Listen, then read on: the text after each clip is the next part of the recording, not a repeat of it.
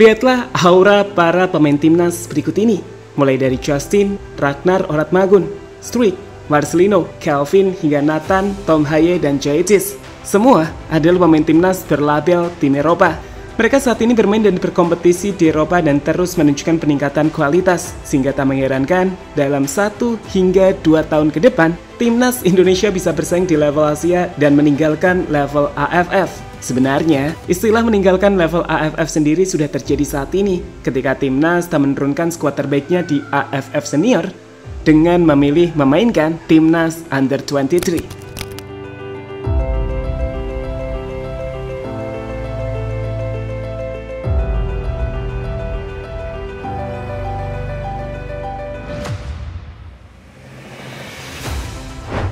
Para pemain tim Garuda yang bermain di berbagai kompetisi internasional atau dapat dikatakan abroad terus menunjukkan perkembangan yang cukup signifikan saat bermain untuk tim-tim yang mereka bela di Eropa. Emang sih, belum semuanya, saat pemain seperti Ragnar dan juga Tom Haye masih belum menemukan tim baru. Tapi pemain-pemain seperti Rafael Struijk hingga Ivar Jenner mulai menunjukkan kemampuan terbaik mereka untuk jadi pemain utama di skuad masing-masing. Seperti yang ditunjukkan para pemain timnas Indonesia di Divisi 2 Belanda.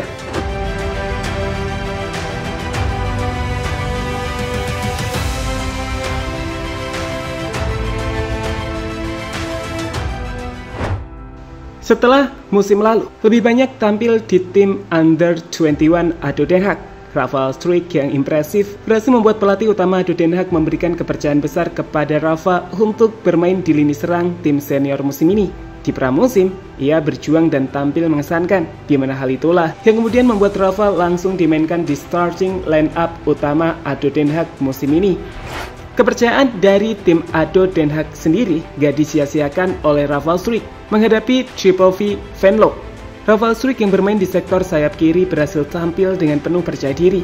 Pergerakannya seringkali merepotkan pertahanan dari tim Venlo, di mana gol pembuka dari tim ADO Den Haag juga berawal dari aksi Rafael Struijk di sektor kiri. Sial, kartu merah di menit 54 membuat ADO Den Haag harus mengorbankan satu penyerangnya, di mana Rafael Struijk akhirnya ditarik keluar dengan ADO Den Haag gagal mempertahankan kemenangan saat laga berakhir dengan skor 1-1.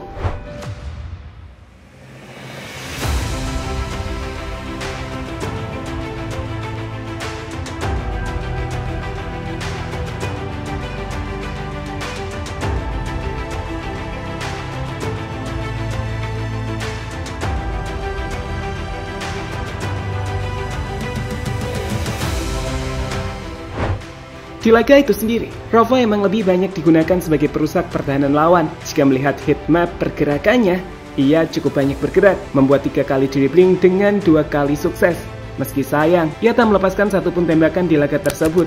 Namun jelas, masuknya Rafael Struijk ke skuad utama dan jadi pilihan utama di starting line-up tim ADO Den Haag di usia 21 tahun adalah gambaran jika Struijk berkembang dengan sangat baik. Lihatlah kondisi fisiknya saat berfoto dengan Fardy Bahdim.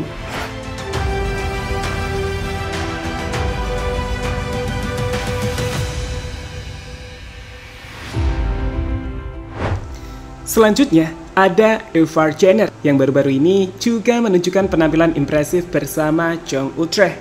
Jadi, meski bermain di Jong Utrecht yang merupakan tim muda FC Utrecht, namun tim ini udah berkompetisi di Divisi 2 Liga Belanda, di mana artinya levelnya udah sama kayak ADO Den Haag Senior atau tim-tim lain di Liga 2-nya Belanda.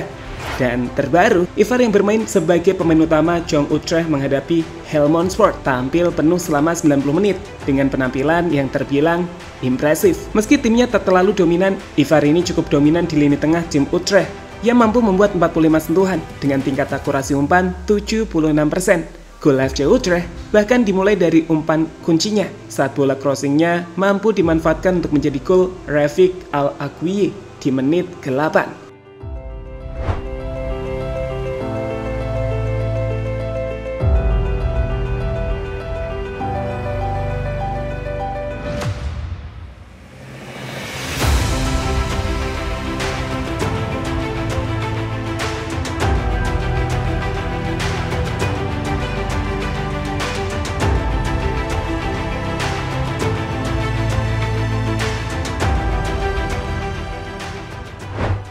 Laga itu sendiri berakhir imbang dengan skor 1-1. Namun jelas bagaimana Ivar dipercaya untuk bermain penuh selama 90 menit membuktikan jika Ivar Jenner telah mengambil kepercayaan besar dari sang pelatih. Dan ini adalah musim debut pertama Ivar di Eredivisie atau Liga 2-nya Belanda.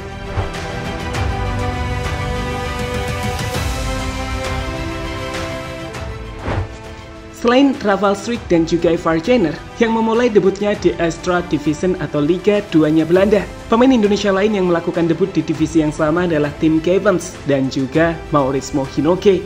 Mauresmo Hinoke yang pernah bermain untuk timnas Under-19 di Toulon Cup tampil impresif bersama FC Dordrecht.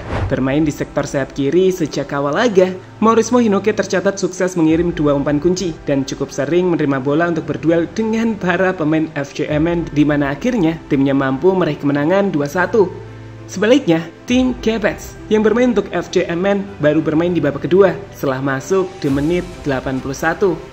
FC Dordrecht sendiri juga memiliki James Revan sebenarnya, hanya saja striker timnas Indonesia itu belum dimainkan oleh timnya.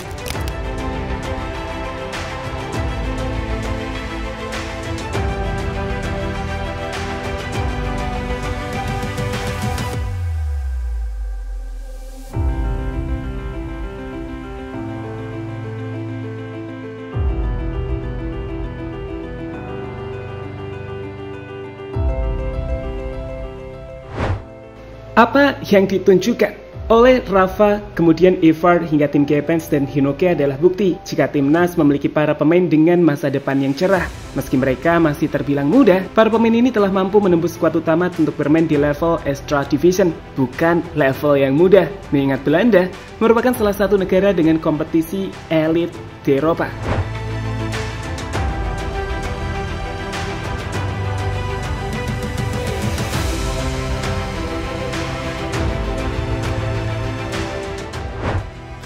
Selain nama-nama di atas, Nathan Jones nampaknya juga bakal bertahan di tim Swansea. Di laga pembuka Swansea di Championship baru-baru ini, nama Nathan sudah berada di bangku cadangan ketika Swansea kalah dari Middlesbrough 1-0.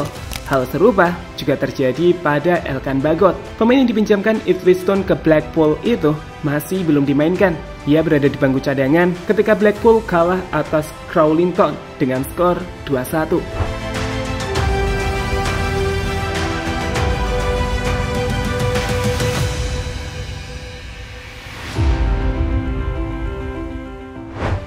Melihat para wonderkid muda timnas Indonesia terus bersaing dan berkembang di liga-liga top Eropa inilah, tak mengherankan jika timnas Indonesia tak lagi fokus di Piala AFF.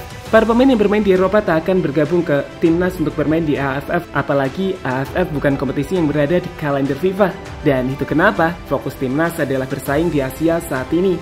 Dan tentu saja, dengan potensi besar para pemain muda kita, Piala Dunia bisa jadi target realistis di masa depan. Selain target untuk masuk 100 besar FIFA hingga 45 besar FIFA di tahun 2045, seperti yang tertulis di Blueprint PSSI.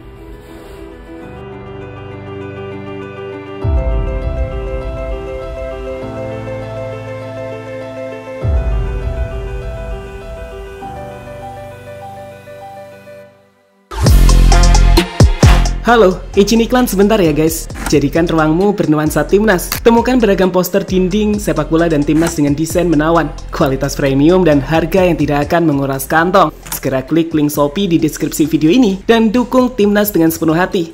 Mulai dari dinding rumahmu.